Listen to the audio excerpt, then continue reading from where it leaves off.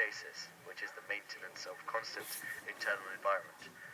The role of the kidney is to filter blood and to reabsorb anything needed by the body, for example, glucose. The structure of the kidney is shown on the diagram. The renal artery brings blood to the kidneys. The pelvis is the central part of the kidney, where urine arrives from the collecting ducts.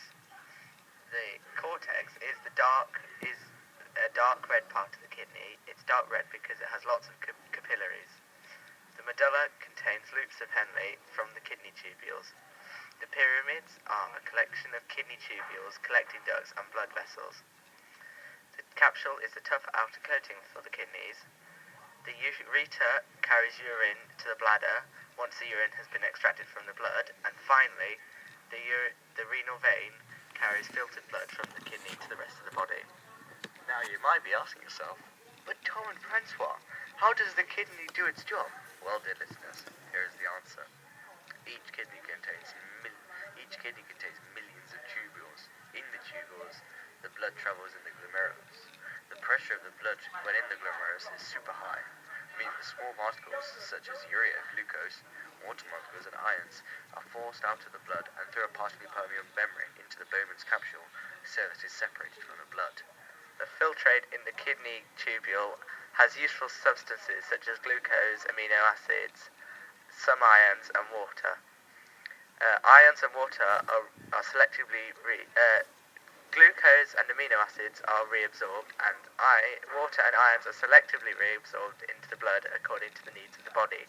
That means that on a hot day, your body needs more water as you sweat more, so lots more water is reabsorbed, and on a cold day, less water is needed, so the body reabsorbs less water. The filtrate now mainly contains water, ions, and urea. This is known as urine. The urine is then passed out through the ureter. The clean filtered blood then leaves the kidney through the renal vein. The body is very clever, so it uses hormones to control the amount of water in the blood and urine. This hormone is called antidiuretic hormone. When the body detects that there is too little water in the blood in the body, the pituitary gland starts to secrete more ADH. The kidney now detects that there is too much ADH as it enters the kidney tubule. This causes the kidney to reabsorb more water, and therefore there is less water in the urine, so it becomes more concentrated. When there is too much water in the blood, the hypothalamus detects this and causes the pituitary gland to release less ADH. So the blood has more ADH in it. The kidney reabsorbs less water, so dilute urine is produced. So yeah, thanks for listening to our podcast, and it was tune in next week, although there probably won't be a next week because the government will shut us down. I can't handle an old G.